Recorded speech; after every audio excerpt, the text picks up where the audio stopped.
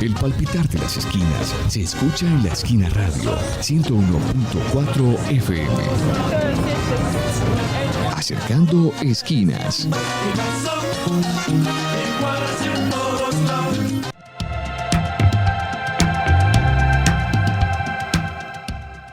Bueno, buenas tardes, les damos la bienvenida a nuestro programa Acercando Esquinas. Hoy estamos con muy buena compañía, tenemos a unos invitados muy especiales, Camila Uribe de Casa de las Estrategias. Ahorita les vamos a pedir que se presenten un poco más y nos cuenten quiénes son y qué hace su organización. Y Diego Herrera, que ha tenido también una amplia trayectoria en nuestra ciudad en los movimientos de organizaciones sociales y hoy hace parte del equipo de Viva la Ciudadanía. Hoy nos vamos a concentrar en un tema que, como ustedes saben, en los distintos programas que hemos venido conversando en este espacio, los miércoles de Acercando Esquinas, ha aparecido mucho y es el tema de paz. Cuando hemos hablado de las apuestas y de los problemas de las juventudes, que fue el programa pasado, salía regularmente el tema de paz, con muchas aristas. Ahorita creo que las vamos a tocar todas. Tenía que ver con grupos armados, pero también pues con las dinámicas de desmovilizaciones, de las guerrillas, pero también con oportunidades laborales y eso pues como se mezclaba con el tema de paz. Y en los programas anteriores que hemos hablado sobre la niñez o sobre migraciones, también este tema es muy recurrente. Entonces, qué bueno que esta sea la oportunidad para conversar sobre la paz en Medellín y en Antioquia. Y les doy entonces la bienvenida y les agradezco a las personas que se conectan a través de los 101.4 FM, La Esquina Radio, y a quienes nos ven también por las redes sociales, tanto de La Esquina como de la plataforma Poder Ver. Poder Ver, como las personas que nos han venido escuchando en estos últimos programas, es una plataforma de control social que nace este 2024. Y este es un espacio que hemos creado en alianza con La Esquina Radio para conversar sobre esta plataforma y sobre los temas que nos preocupan y los temas que queremos poder ver, a los que les queremos hacer seguimiento. Entonces, chicos, chicas, les doy la bienvenida hoy. Camila, ¿cómo estás? Hola Eli, buenas tardes, muchas gracias por la invitación al espacio. Diego, ¿cómo estás?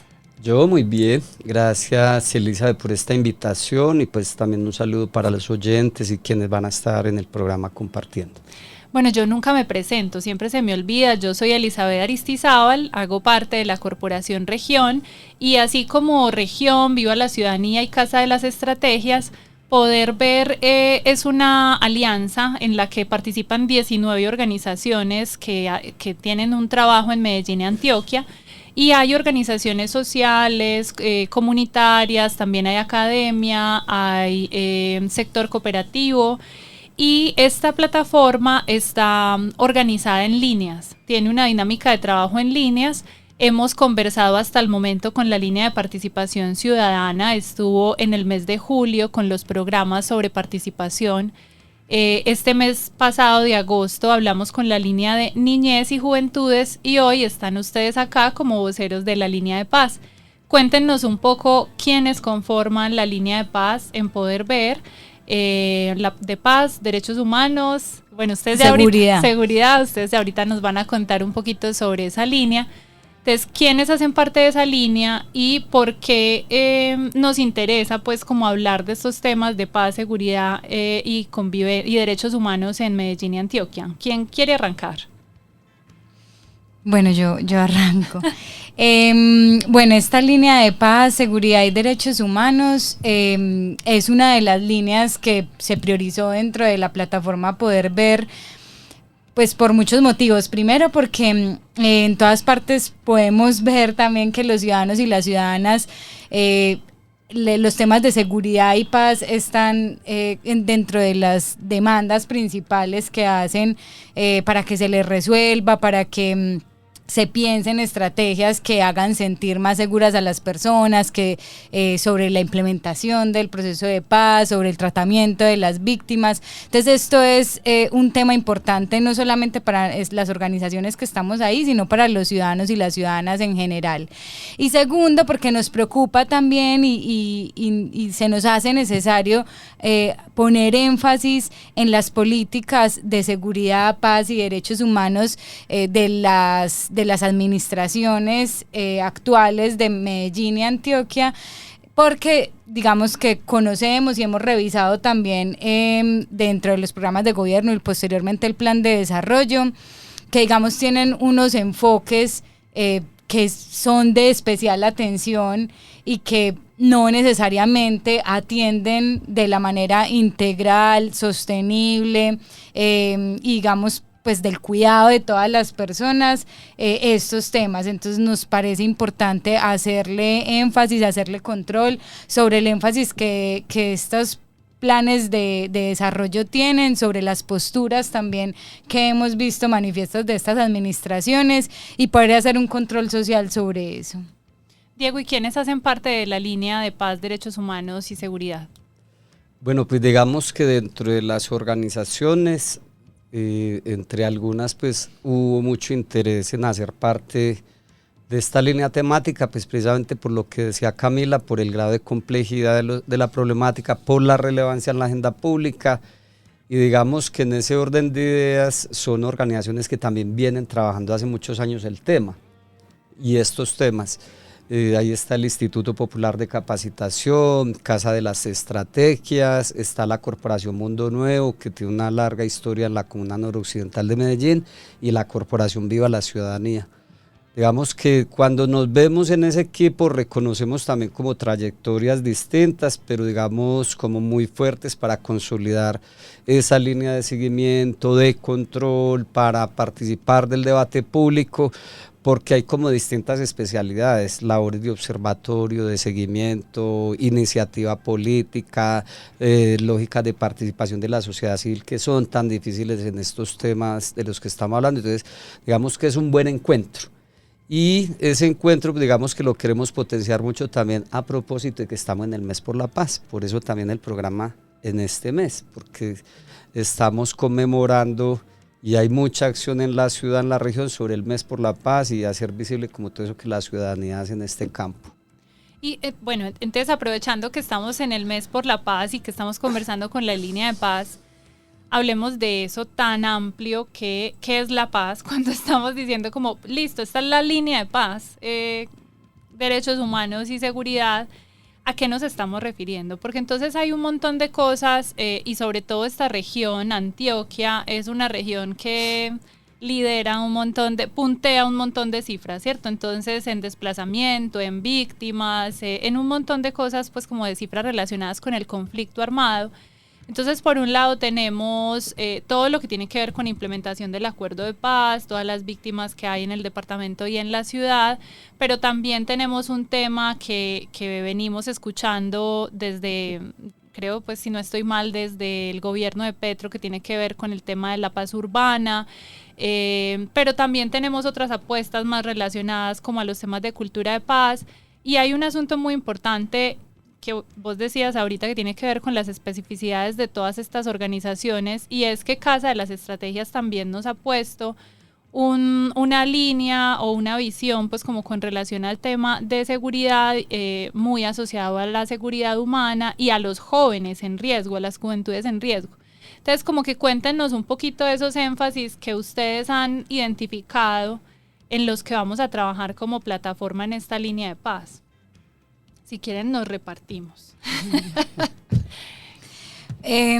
Bueno, pues primero decir que son muchos temas, ¿cierto? Ya ahí Eli hacía una lista de varias de las cosas que sería importante abordar, y además pues estamos hablando tanto de Medellín como de Antioquia, ¿cierto? Que también en algunos aspectos comparten dinámicas relacionadas al tema, pero también hay otras que son muy específicas y mucho más ampliadas, implican muchos más actores, por ejemplo en el caso de Antioquia, y de lo que se mueve pues alrededor de eso. Entonces ahí nosotros pues también vamos segmentando un poco y vamos diciendo pues que también con las capacidades que tenemos pues vamos haciendo énfasis sobre todo en lo que podemos ir proyectando y sacando, y para nosotros ha sido importante entender temas como la implementación de los acuerdos de paz en Antioquia, el compromiso que hay con eso, los avances que se pueden establecer, los retrocesos también,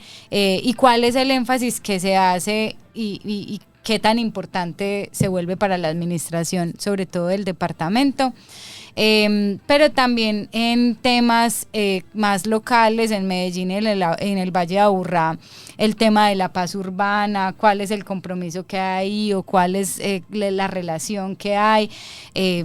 Decías que, por ejemplo, para Casa de las Estrategias es muy importante pensar en los jóvenes y adolescentes de la ciudad que viven en territorios con alto control criminal, pero también qué significa el proceso de paz urbana para estos jóvenes y adolescentes, pero también para quienes han integrado estas estructuras criminales, y qué oportunidades y estrategias hay pues en la mirada de los jóvenes y adolescentes relacionados con seguridad, que eso también implica un mundo de cosas, seguramente implicará temas de empleo, de oportunidades de educación, pero también del tema de drogas en la ciudad es muy importante, de las rentas y de la socialización adolescente que muchas veces se pone en riesgo por parte de la mediación, por ejemplo, de estructuras criminales.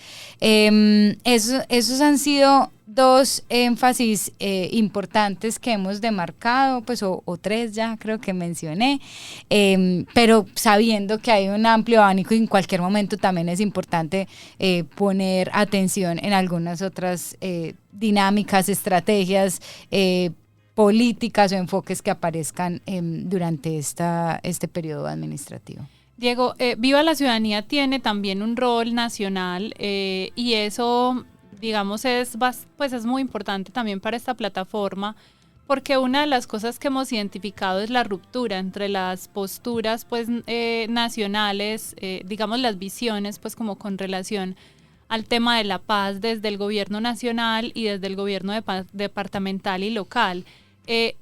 ¿Cómo desde esta línea o desde la misma plataforma, digamos, nos estamos pensando atravesar pues como hacer un seguimiento a cómo se están articulando esos programas y sobre todo las afectaciones o no que le puede generar a la población, pues como esas rupturas? Bueno, yo creo que hay, digamos, como siendo tres temas muy complejos, yo siempre digo que tienen como autonomía propia, pero muy interrelacionados. Me acuerdo mucho el maestro Carlos Gaviria cuando decía no hay paz sin democracia, no hay democracia sin derechos humanos, no hay derecho humano entonces sin paz. Siempre están como muy interrelacionadas estas discusiones y hoy digamos, la conversación actual incluso a nivel nacional es que se habla de paz y que estamos descuidando la seguridad. Digamos, parte de esa inquietud y de las preguntas que nos hemos hecho como de seguimiento frente al país y la región y el distrito es entonces de qué paz estamos hablando, de qué tipo de seguridad estamos hablando. Y en ese orden de ideas también hacernos una pregunta por la política, las políticas y como ya lo decía Camila, los instrumentos de esa política de paz, derechos humanos y seguridad en la región y a nivel distrital, ¿cierto?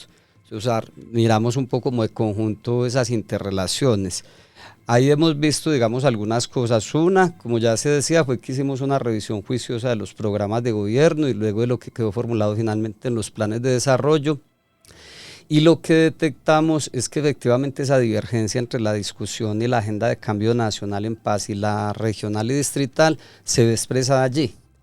Mientras el gobierno nacional viene haciendo un planteamiento de política de paz total como política de Estado y en ese orden de ideas propone instrumentos como el Servicio Social para la Paz, que el decreto fue recién aprobado la semana pasada, o el programa Jóvenes en Paz, que de hecho fue lanzado aquí en Medellín el año anterior, en el 22 de diciembre, son instrumentos de cara a esa política nacional de paz total. Cuando vemos, por ejemplo, el plan de desarrollo de Medellín Te Quiere, vemos que efectivamente no se recogen esos instrumentos, se le colocan, digamos, como otros programas paralelos que pueden tener sentido similar, pero que efectivamente lo que ponen de presente es como la disputa de lo nacional y lo distrital, por ejemplo, en el caso de Jóvenes en Paz y Parceros y Parceras, ¿cierto? Entonces ya ahí vemos, digamos, una diferencia, como en que comparten el tema, pero con enfoques distintos, y efectivamente eso se expresa en instrumentos de política distintos. O en el caso de la gobernación y el proyecto, digamos, de paz nacional, y es, por ejemplo, que se recogen algunos instrumentos para la implementación del acuerdo de paz, que como decía Camila, es uno de nuestros énfasis a nivel departamental, pero eso está atravesado de otros indicadores, como la creación de 10.000 frentes de seguridad privada, ¿cierto?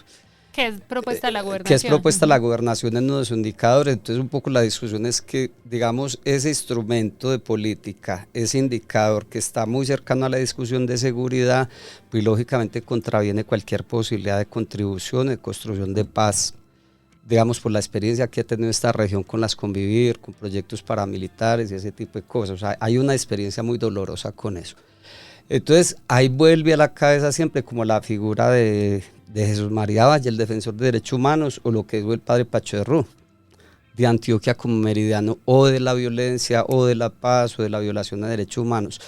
¿Qué hemos dicho nosotros, digamos, como con ese panorama, pues que estoy haciendo mucha síntesis tan complejo como en ese diálogo de lo nacional y lo territorial y los instrumentos de política en esos campos? Y es que efectivamente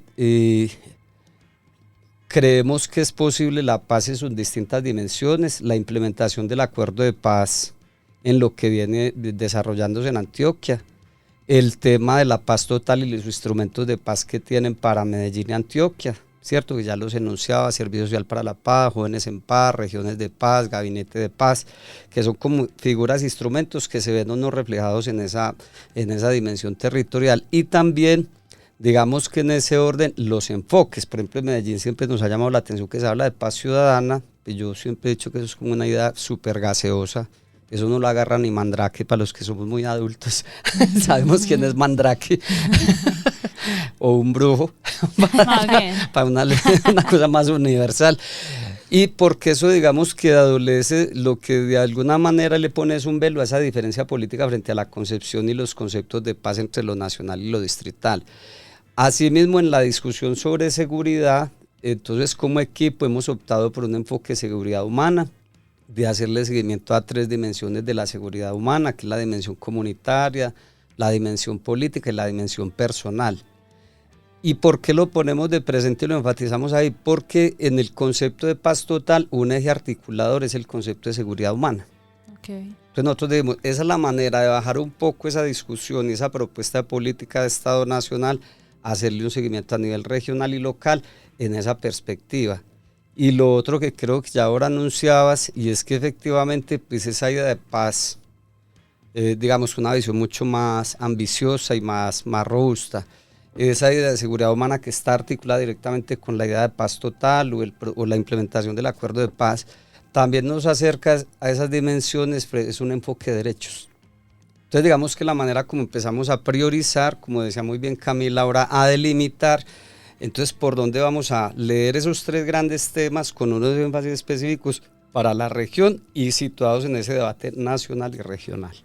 Ok, bueno, les voy a proponer que hagamos una pausa y que cuando regresemos, este programa se llama Acercando Esquinas y nos escuchan muchas personas que sobre todo viven en las periferias de la ciudad de Medellín y que hoy yo creo que tenemos una gran pregunta sobre qué es eso de paz urbana. Cuando estamos viviendo en unas periferias y todavía nos encontramos diariamente con los combos, con las vacunas, con otros controles territoriales. Entonces hagamos una pausa y volvemos con ese tema.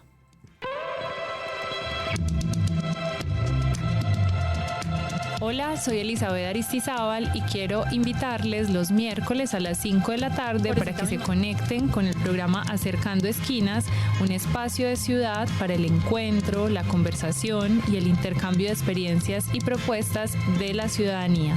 Les esperamos los miércoles por La Esquina Radio 101.4 FM.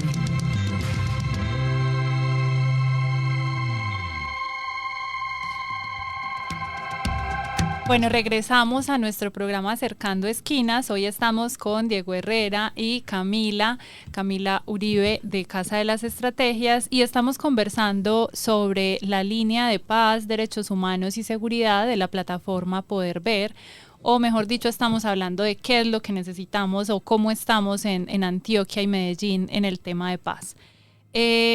Antes del corte teníamos entonces una pregunta o un reto al que nos íbamos a meter de lleno, y es el tema de la paz urbana. Venimos entonces conversando desde el gobierno nacional con una idea de empezar a hacer unos ejercicios de paz urbana. Diego ha estado un poquito más como en este debate y nos puede contar de qué se trata esto específicamente en Medellín, y creo que también estamos con este ejercicio en Buenaventura. Pero entonces, ¿qué significa hablar de paz urbana en Medellín, una ciudad pues en la que también nos hemos acostumbrado a convivir con todos los grupos armados, son nuestros, digamos, con los combos, ¿cierto? Entonces han hecho parte de nuestros vecinos, han estudiado con nosotros, ¿cierto? Digamos que son nuestro paisaje cotidiano. ¿Y eso qué significa para una ciudad, digamos, en todo lo que se ha venido instalando, pues como de las vacunas, los controles territoriales y legales? Entonces cuéntanos un poquito más, Diego, te pido como sobre este enfoque o sobre este tema de paz urbana, a propósito entonces de la audiencia que se realizó la semana pasada con el Senado sobre este tema de paz urbana. Bueno, Elisa, efectivamente este es un tema que aparentemente es nuevo, pero yo siempre lo que digo es que esta ciudad tiene una memoria que incluso hay que reconstruir, de que hemos asistido como a distintas experiencias más chiquitas, más anónimas sobre paz urbana, ¿cierto? Los que le hacemos seguimiento a esto hace años hemos hablado de que aquí en Medellín han habido alrededor de 50 intentos de pactaciones, negociaciones. Entonces no es un tema nuevo. Yo creo que lo nuevo, digamos, que está sobre la mesa es que se articula a una política de Estado de paz total, ¿cierto? Cuando en noviembre de 2022 sale la ley 2272, pues lo que sale es una figura no solamente que habla de la política de paz total como política de Estado, sino que habilita a los gobiernos a hacer negociaciones políticas con grupos insurgentes y acercamientos sociojurídicos con estructuras criminales organizadas de alto impacto, que así que digo, quedó taxativamente en la ley. Eso que abre una oportunidad. De hecho, la Corte Constitucional le revisa el bloque constitucionalidad y le da viabilidad a esa ley, porque ha habido mucha discusión que no hay marco jurídico, que es insuficiente. No, digamos, el gobierno en cabeza del presidente está habilitado para hacer esos acercamientos, así como se ha hecho negociaciones con grupos rebeldes o insurgentes. Entonces es un elemento muy nuevo, digamos, como en este periodo, para hablar de paz total, o como lo dio la Comisión de la Verdad, la paz grande, como otros lo han dicho, la paz completa, la paz integral, ¿cierto? Ese es como el sentido político de esa idea. Otra idea es que no hay paz total sin paz urbana, y es porque efectivamente, digamos, en Colombia se ha hablado mucho de paz, porque una dimensión muy rural, porque por lo general la paz ha estado ligada a negociaciones con grupos insurgentes. Y esta posibilidad de hablar de la paz urbana es porque reconoce, pues lo hemos dicho en varios lados, ayer lo hablábamos, una plenaria de sociedad civil precisamente, y es que las ciudades tienen derecho a la paz, ¿sí? Y entonces eso también lo saca como de esa idea de la ruralidad. Precisamente el plebiscito lo que demostró es que quienes votaron no al plebiscito es porque estaban concentrados en las ciudades viendo la guerra por televisión o como paisaje. Lo que se está viendo aquí no es que las ciudades también viven su propia guerra urbana, su propia violencia. Claro, y hemos tenido experiencias incluso como en el Valle de Aburrá de desarmes y procesos pues como de paz con los municipios en Bello, lo que ocurrió aquí, pues pactaciones, sino que yo creo que aquí hay un elemento, y es que darle como a eso un manto de legalidad, pero yo digo que también como de estrategia política, porque lo que se ha dicho es que siempre se han hecho intentos parciales. Okay. Entonces también es como hablar de esas paces, cómo volverlas una paz total, y yo creo que en eso pues se ha venido movilizando un amplio sector de sociedad civil, pues se configura un espacio autónomo de sociedad civil que está rodeando el proceso, haciéndole propuesta al proceso, exigiendo también la realización del derecho humano a la paz a ese proceso, a la delegación del gobierno, a los voceros de las estructuras que están negociando en la cárcel de Itagüí. Y también, y con esto termino, es muy importante porque como esto es inédito, es muy novedoso, digamos, en su alcance, su perspectiva. También hemos dicho, como cualquier proceso de paz, necesita la tercera pata, que es la de la sociedad civil, no es la paz de los guerreros. Sí. Sobre eso Camila estuvo en la audiencia que se realizó pues acá en Medellín con una postura, digamos, como representando a esta plataforma de Poder Ver. ¿Cuál fue el llamado que le hicimos como plataforma en esta audiencia sobre este tema de paz urbana? Bueno, el llamado principal que nosotros hicimos en este espacio asambleario tenía como 2 bloques principales. Y el primero, y todavía más principal, tiene que ver con el cuidado de este proceso por parte del gobierno nacional. Y esto implica que, si bien es un tema que puede ir lento, que es complejo, que es muy nuevo, con todos los aspectos que recoge Diego, incluso pensando en también no tener el marco jurídico todavía así como muy claro, genera ciertas dificultades. Para nosotros, pues lo más importante era llamar la atención específicamente a la Oficina del Alto Comisionado para la Paz sobre un poco más de comunicación, de atención, de transparencia y de ese diálogo con la sociedad civil, reconociendo que la sociedad civil ha instalado el espacio autónomo, ha sido como muy juiciosa, más constante, ha hecho propuestas sobre cómo generar un mecanismo reglamentado y como institucionalizado de la participación de la sociedad civil en este espacio, pero no se nota, digamos, como la interlocución suficiente con sobre todo la Oficina del Alto Comisionado para la Paz. Entonces ahí, en ese bloque de preguntas, sobre todo que le hacíamos a ellos, era sobre todo pues cómo ha sido, cómo va la agenda de negociación, qué se ha hecho, cuándo lo van a comunicar, cómo lo van a comunicar, pero también cuáles son los recursos, las acciones y los dispositivos institucionales para llevar a cabo esto. Cómo están abordando desde el gobierno nacional las divergencias con los gobiernos locales, que sabemos que se han mostrado no muy simpatizantes del proceso de paz urbana, pero cómo se aborda desde el gobierno nacional estas divergencias, y cómo se están tomando las medidas concretas para la participación de la sociedad civil, para garantizar la participación de la sociedad civil, incluso pues preguntando cuándo se va a publicar y si digamos, llegó a buen puerto este tema del mecanismo, de la propuesta de mecanismo que se hacía desde el mecanismo autónomo, pero si llegó y cuándo se va a comunicar, cómo se va a hacer precisamente la reglamentación de esta participación. Entonces ahí tenemos muchas preguntas porque pues para nosotros es sobre todo muy doloroso que quede la sociedad civil sola, desprotegida, avanzando en el espacio autónomo y sin resonancia, sin acompañamiento, sin tampoco ritmo y demostraciones explícitas de que sigue el compromiso con este proceso. Entonces también con el cuidado del proceso y sobre todo de la sociedad civil, pues como qué podemos esperar en adelante y qué ha pasado después de por lo menos un año de trabajo en esto. Y por el otro lado hay un bloque que tiene más que ver hacia otros actores que consideramos relevantes para que esto se lleve a cabo de manera exitosa, o por lo menos avance de manera más sostenida. Y ahí entonces pues interpelamos también a las autoridades locales.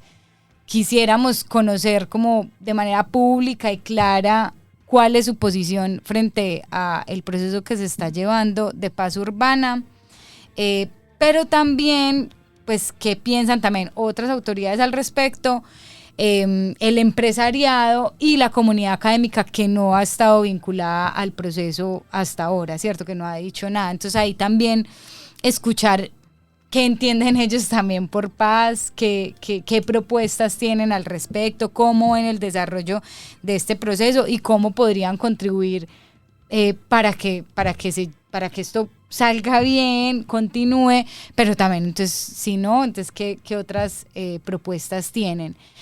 Poco de eso se trata, sobre todo pues con la idea de apoyar el mecanismo autónomo, pero que tiene que pasar a una segunda fase este proceso. Entonces es una pregunta, y es sobre todo, pues quisiéramos que luego de haber hecho este comunicado, haberlo expresado en ese espacio, pues también recibiéramos respuesta de todos estos actores, pero principalmente de la Oficina del Alto Comisionado para la Paz. Yo quiero invitarles a hacer unas hipótesis, y es porque, digamos, esto último que estás mencionando, yo por acá estaba tomando nota mientras estabas diciendo, porque en otros momentos en la región y en la ciudad hemos tenido procesos, digamos, en los 90, con toda la violencia que se dio por el narcotráfico. Hubo un momento de articulación de varios sectores, todos los sectores tenían que ver ahí, y se metió entonces la academia, pero también el empresariado, la sociedad civil, con el tema de justicia y paz también. O sea, de alguna manera, incluso en la comisión estuvo, si no estoy mal, un representante de FENALCO o algo así. Con el tema del acuerdo de paz también tuvimos una participación en mayor, menor medida, pero digamos todos los sectores se pronunciaron, tuvieron que ver, estuvieron en La Habana. ¿Cuál es, digamos, como la hipótesis en este caso cuando estamos hablando de paz urbana, en este momento político que estamos viviendo, pues de coyuntura nacional, pero también departamental y local? ¿Por qué los silencios de otros sectores? Camila pues mencionaba la academia. Yo creo que habría que diferenciar también pues como la labor de las universidades, desde las universidades públicas y las privadas, porque la Antioquia con Isegoría ha hecho un seguimiento pues muy juicioso a estos ejercicios, creo. Bueno, creo que hay diferenciaciones, pero por eso como que los quiero invitar a hacer hipótesis. ¿Qué es lo que está pasando en este momento que no logramos como sociedad civil, que además nos queda entonces una tarea gigante de articular? O sea, no solo tenemos que resolver los problemas a los que nos enfrentamos cotidianamente con el asunto de la seguridad o de la inseguridad, sino que nos toca hacer el llamado a los otros sectores. ¿Qué es lo que está pasando en esos otros sectores?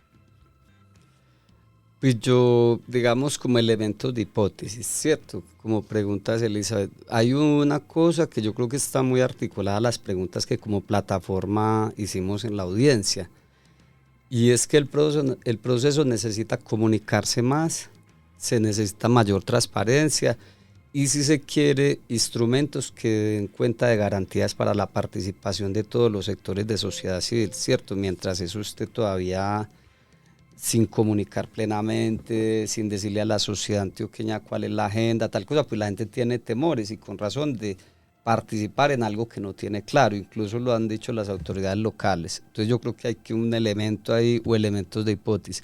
Lo segundo, yo creo que toda esa memoria que muy bien hacías de los procesos anteriores de paz con distintos actores, digamos que tenían la particularidad era que era un tipo de paz. Aquí estamos asistiendo como un planteamiento de muchas paces, con las insurgencias, con estructuras criminales, y nosotros hemos dicho que hace falta mayor pedagogía en la sociedad para que entiendan incluso el alcance y la dimensión que tiene una idea de paz total con todas las paces que está tratando de desarrollar, y las implicaciones que eso tiene para las ciudades, para la región. Entonces eso es lo otro. Lo tercero es que efectivamente si hay antagonismo político. Es decir, en los años anteriores no había un gobierno de izquierda, hoy hay un gobierno de izquierda liderando una política de paz, y eso a algunos sectores no les gusta, ¿cierto? Y yo creo que en eso, pues básicamente hay que poner por encima como el valor supremo de la paz, el derecho humano a la paz, por encima de cualquier diferencia ideológica, política, porque en eso pues se articulan sectores, gremios, escuelas de pensamiento. Entonces yo creo que eso también es novedoso, o sea, que un gobierno de izquierda hoy en Colombia esté liderando una política ambiciosa, pues también es como muy novedoso, ¿cierto? Entonces uno dice, no, pues bájenle como al antagonismo político, ideológico, y volvamos esto como un proyecto de nación, que es lo que pasa. Incluso porque, vista la experiencia del plebiscito, uno dice, ¿por qué vamos a tirar el niño otra vez con el agua sucia, sabiendo que hemos avanzado tanto, porque yo creo que lo que se está es avanzando gradualmente en cosas. Es decir, no quiere decir que no hay nada, sino que es tan retador este contexto que implica un mayor esfuerzo para acercar a esos sectores que hoy no se han pronunciado, que hoy están con silencios, que tienen dudas razonables. Entonces, como ganar terreno en esa perspectiva, lo decía el mismo Oti, en un momento de la paz necesita más amigos que enemigos. Y hay que ir como en esa tarea, como buscarle amigos a esta propuesta de paz como política de Estado y a la paz urbana en particular en esa política. Yo quería, Eli, pues como reforzar lo que menciona Diego de la comunicación y sobre todo la comunicación de la agenda, porque también eso ayuda un poquito a bajar la ansiedad de cuándo va a aparecer, por ejemplo, el marco jurídico, que da mucho susto entrar a un proceso, acompañar un proceso que no se sabe como bajo qué, cómo va a estar construido y digamos bajo qué lineamientos jurídicos se puede someter a este tipo de estructuras.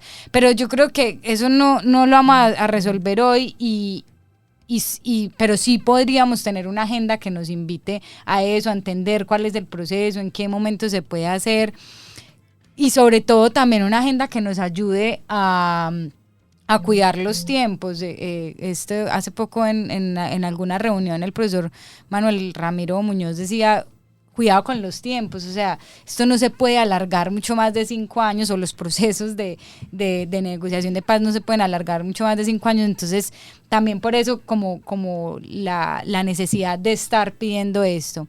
Y lo segundo es que sí hay antagonismos políticos y que yo creo que por ahí, o sea, esto más que diagnóstico, pues tratando de mirar soluciones, es también cómo hacemos para unificar como la necesidad fundamental, que vos recogías lo que había pasado en los 90s, qué fue lo que nos unió, qué fue lo que hizo juntar a tantos actores, tantos escenarios de todo el país, ¿cierto? Pues de los distintos niveles y de los distintos escenarios, pues también pensar en eso que es lo fundamental, ¿cierto? Cómo estamos leyendo la paz, y yo creo que para eso es muy importante el fortalecimiento de la delegación del gobierno acá, que sea una delegación fuerte, que convoque, que sea capaz de convocar, de dialogar, de animar, de dar debates también difíciles con el empresariado, con otras universidades, con otras partes de la sociedad civil también que no estaban recogidas en este espacio. Entonces yo creo que fortalecer la delegación es urgente y fundamental también. Bueno, vamos a hacer un nuevo corte y les propongo que en esa línea de lo que nos dice Camila, concentrémonos un poquito en las cosas comunes. Entonces les voy a invitar a que hablemos un poquito más sobre esos 2 programas que ustedes han identificado que tienen una población común, los jóvenes. Entonces vamos a hacer una pausa y ya volvemos.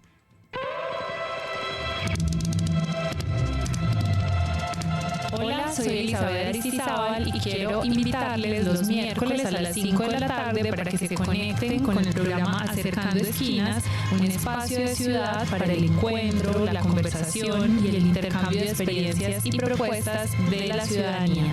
Les esperamos los miércoles por La Esquina Radio 101.4 FM.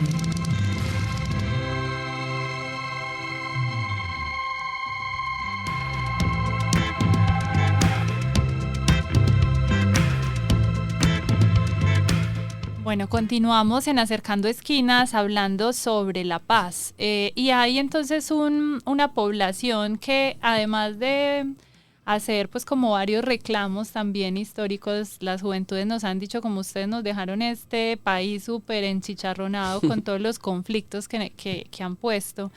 Y hoy en este momento hay unos programas especializados como para los jóvenes, pero además relacionados con esta temática. Entonces ustedes han mencionado Jóvenes en Paz, que es un programa nacional, y un programa de la alcaldía que no es nuevo, ya lleva varios años, que se llama Parceros, pero también tiene este enfoque. No sé, Camila, si nos podrías como contar un poquito más sobre estos programas y también como o esos puntos comunes o esas diferencias para que la audiencia pueda escuchar un poquito de qué se trata.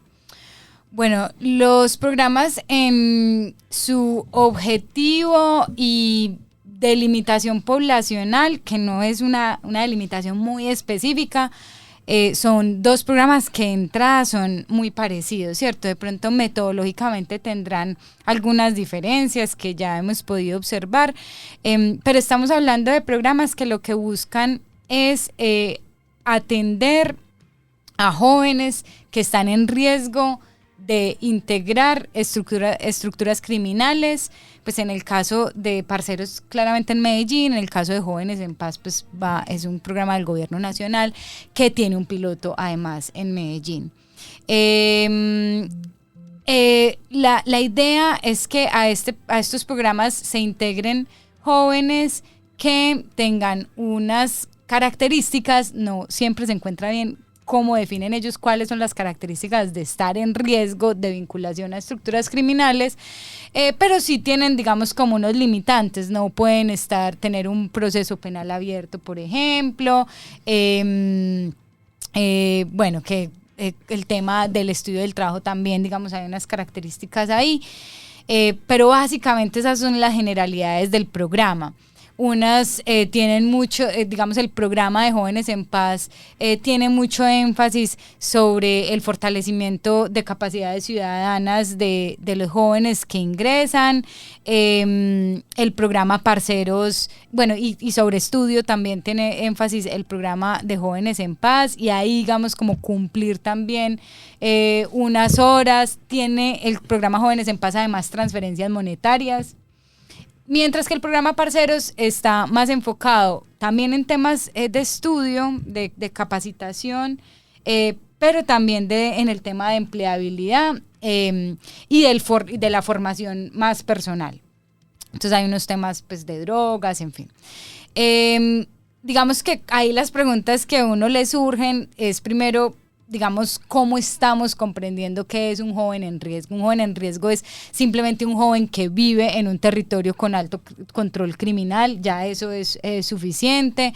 Un joven en riesgo es un joven que tiene consumo de sustancias psicoactivas alto, bajo, problemático, no, eso no es completamente delimitado. O un joven en riesgo es un joven que ya ha tenido, aunque no tenga pendientes con la justicia, un proceso penal abierto, ya ha tenido algún tipo de relacionamiento, vinculación con una estructura criminal. Digamos que ahí se abre un espectro muy grande de quienes podrían ingresar al programa y por tanto consideramos que podría repercutir en cuáles son los indicadores de impacto del programa, ¿cierto? ¿Cuál es la línea base con la que estamos trabajando? ¿Jóvenes que de verdad estaban en riesgo de vincularse o jóvenes que simplemente vivían ahí en un territorio de este tipo, pero que tenían otras herramientas, digamos, para protegerse un poco de la vinculación? Entonces, entender la línea base va a ser muy importante para entender el impacto del programa, de si estamos trabajando con los jóvenes más fáciles de trabajar porque nos permite la categoría jóvenes en riesgo movernos mucho, o si de verdad estamos trabajando con los jóvenes más embalados, con más características que los ponen en riesgo y por tanto, digamos, ahí el indicador de impacto va a ser más difícil de pronto alcanzarlo, pero vamos a estar haciendo, digamos, el aporte y el punto donde es. Eso es una de las preguntas que tenemos, pues de muchas preguntas seguramente, pero yo lo complementaría con una última cosa, y es que estos programas son muy importantes. Medellín y el país tienen que seguir ensayando programas para volver menos deseable la vinculación a estructuras criminales, que esa base social es lo que al final termina alimentando que sea tan difícil salirnos de estas dinámicas en los microterritorios, ¿cierto? No, tenemos que seguir intentando cosas, entonces por ese lado es importante celebrar estas iniciativas, pero por otro lado también pues hay una perspectiva que yo también invito tanto a los gobiernos locales como al nacional a pensar, y es y esto juntándolo con el tema de paz urbana, y es qué vamos a hacer con los pelados que ya están muy, muy calientes, que ya están muy metidos, claro. Que no están encontrando puertas de salida, incluso que no siempre tienen un proceso penal abierto, ¿cierto? Porque siempre diríamos que, bueno, no, la vía es la judicialización, ¿cierto? O sea, si tiene un pendiente, pues resuélvalo, pero eso no siempre es así. Pero entonces cuando los muchachos están muy metidos, muy calientes, no hay una puerta de salida, y nos cuesta mucho generar programas en este sentido porque parecen muy impopulares, pero tampoco encontramos, pero estamos dando como por perdidos un montón de jóvenes que probablemente quieren salir y no encuentran una puerta para salirse. Entonces también invitar a vámonos al riesgo más profundo, que yo creo que ahí hay una posibilidad importante. Y solamente lo termino con una cosa y que analizábamos hace poco, de hecho en el grupo, y es pensar la cantidad de adolescentes, que afortunadamente pues existe el sistema de responsabilidad penal para adolescentes con dificultades, con lo que sea, pero es muy interesante pues el tema de restablecimiento de derechos y demás. La cantidad de jóvenes que están ingresando por violencia intrafamiliar porque no encuentran las familias cómo más sacarlos de una dinámica criminal. Entonces tienen al final que decir, sí, está tentando ya contra nosotros, a ver si el Estado pues de alguna forma les ayuda a encargarse de ellos. Y en segundo lugar, el otro dato que analizábamos, que se me está yendo, es cuando ya son mayores de edad, la cantidad de jóvenes que las familias dicen vaya a prestar servicio militar. Y eso es muy doloroso para una familia, para la trayectoria de vida de un joven. Entonces pensemos qué otras cosas podemos hacer en ese sentido. Sí, porque hay una cosa que hemos dicho en otros momentos, y es que como la sensación de que nos falta en este momento esa vocación aspiracional. O sea, ya no tenemos qué motiva a las juventudes hoy a hacer algo diferente, pero además que desde el mundo adulto nos quedamos entonces en la idea de la disciplina, y por eso el ejército, o la educación, y entonces vaya, haga una carrera, pero ya eso ni siquiera es suficiente motivación aspiracional, porque cuántas personas que tienen una carrera están desempleadas hoy. Entonces hay cosas que no hemos logrado pensar como sociedad, y ahí se nos está quedando toda una población que está pues como entonces en ese limbo de qué voy a hacer, y aquí tengo pues algunos riesgos, pero mayores efectividades. Entonces, claro, ahí está pues como toda una discusión, y las instituciones también como muy desubicadas sin saber qué hacer con eso. Y digo instituciones también como las familias, las mismas escuelas que también se enfrentan a este tipo de cosas, las universidades y nosotros mismos desde las organizaciones sociales.